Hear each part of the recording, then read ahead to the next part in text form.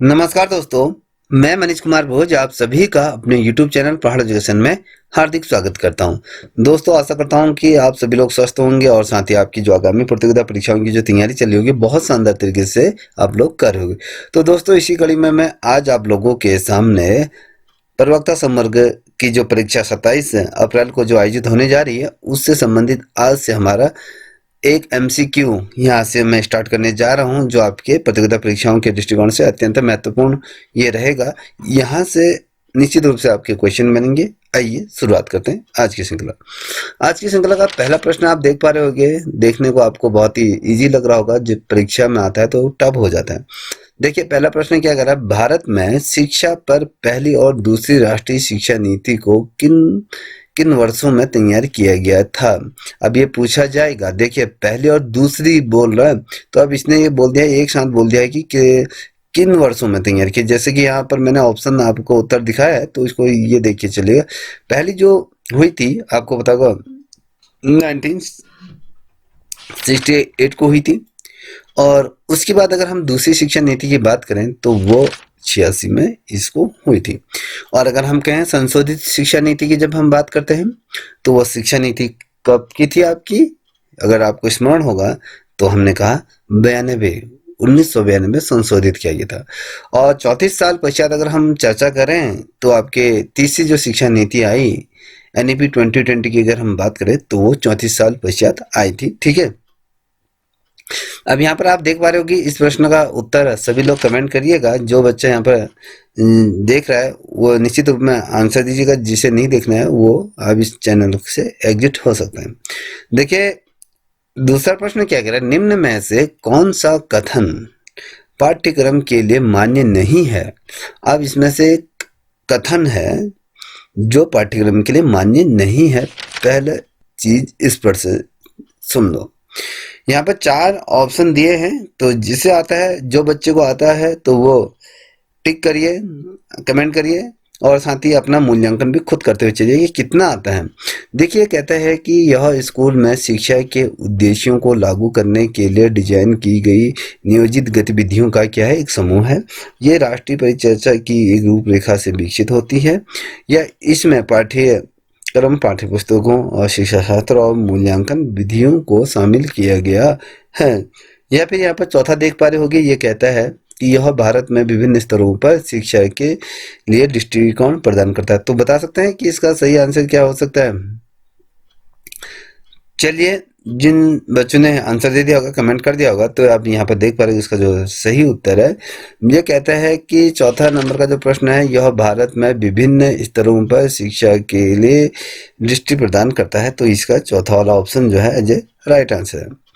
अब यहाँ पर आप देख पा रहे होंगे, ये कहता है, प्रश्न तीसरा कहता है कि बच्चों को निःशुल्क और अनिवार्य शिक्षा का अधिकार आपका, अगर प्रवक्ता समग्र का अगर आप सिलेबस देखोगे उसी के आधार पर ये जो श्रृंखला तैयार की हुई है। ये कहता है कि अनिवार्य शिक्षा का अधिकार RTE अधिनियम कब ये अधिनियमित किया गया था और कब उसको, किस वर्ष इसको लागू किया गया था। यहाँ पर आप देख पा रहे हो 2008 में जो, और अप्रैल 2019 तक ये लागू हुआ था, या फिर 2008 और 2019 यहाँ पर स्पष्ट दौर देख पा रहे होंगे। तो ये जो लागू किया गया था वर्ष 2009 अधिनियमित नियम, और साथ ही अप्रैल 2010 को ये लागू किया गया था। ठीक है, इसको क्रियान्वित जो किया गया था, जो इसको 2009 और इसको जो लागू किया गया था 2010 में, ये बहुत ज़्यादा महत्वपूर्ण है। अब यहाँ पर आप देख पा रहे होंगे, है ना, तो ये जो आप देख पा रहे हो, ये कह रहा है कि निम्न में से राष्ट्रीय पाठ्य चर्चा की रूपरेखा के लिए दृष्टिकोण का वाक्य सही है। तो यहाँ पर पाठ्यक्रम और पाठ्यपुस्तकों में शामिल की जाने वाली सामग्री का मार्गदर्शन प्रदान करता है। यह NCERT को NCF करने के लिए आदेश दिया गया। यह शिक्षा पर राष्ट्रीय नीति में उल्लेखित दृष्टिकोण के अनुरूप शैक्षिक उद्देश्य प्रदान करता है, या फिर ये सभी।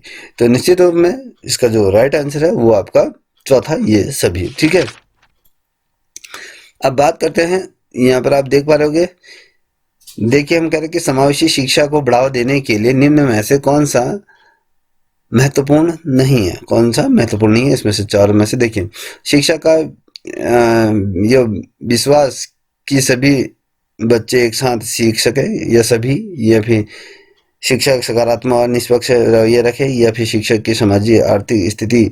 तो बेसिकली यहाँ पर आप देख पा रहे होंगे जो शिक्षक की सामाजिक और आर्थिक स्थिति की हम बारे में बात करेंगे यहाँ पर, ठीक है। तो ये इसका सही है। अब यहाँ पर आप देख पा रहे होंगे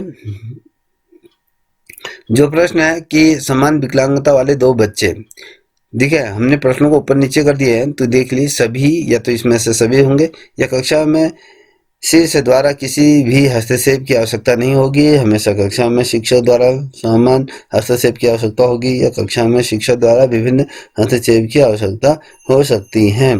तो इसमें क्या हो सकता है बताइए जिसे आता है।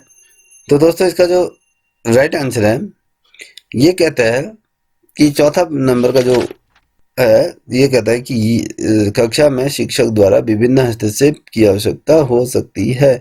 तो ये चौथा इसका सही उत्तर है।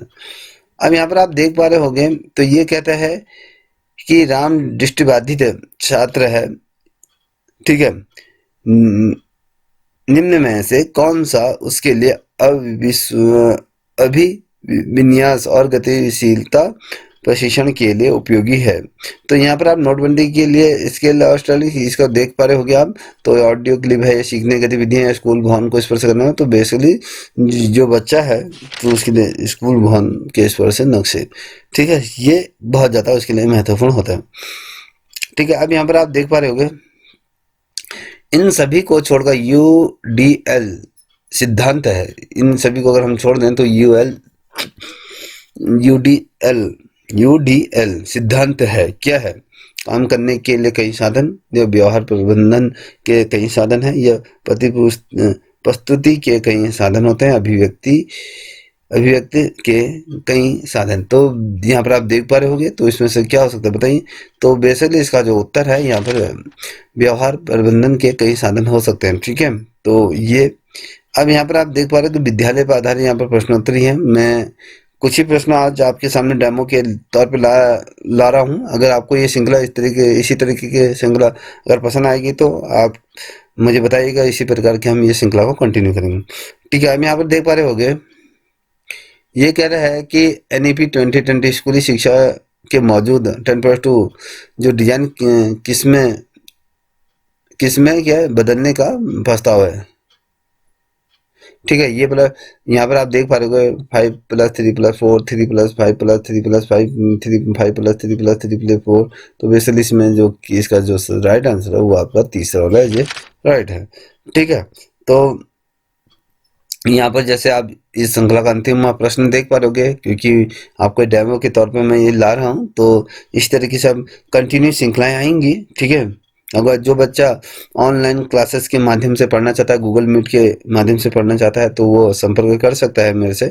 आप कमेंट कर दीजिए, मैं आपसे आप मुझे अपना नंबर साझा कर सकते हैं, तो मैं उसमें आपको क्लास का लिंक शेयर कर दूंगा, ठीक है। तो आप जुड़ सकते हैं। तो यहाँ पर देखिए विकलांग व्यक्ति अधिनियम 2016 RPDW अधिनियम 2016 समावेशी शिक्षा को शिक्षा की एक प्रणाली के रूप में परिभाषित करता है। इसमें विकलांगता और बिना विकलांगता वाले छात्र सम्मिलित हैं। यहाँ पर देख पा रहा एक ही स्कूल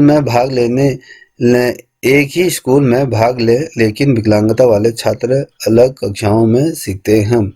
एक साथ सीखे और शिक्षण और सीखने के प्रणाली समान बनाई हुई है, या फिर एक साथ सीखे और सीखने के प्रणाली उपयुक्त रूप से अनुकूलित है, तो या फिर सभी। तो इसका जो राइट आंसर है तो ये कहता है कि एक साथ सीखें और शिक्षण और सीखने की प्रणाली समान बनी हुई है। यहाँ पर देख पा रहे, ठीक है, ये है सॉरी इसका नीचे वाला, इस चीज़ का ध्यान में रखिएगा, ठीक है। ये आपका तीसरा वाला, ठीक है, ये है राइट आंसर, ठीक, इसको याद रख लीजिए।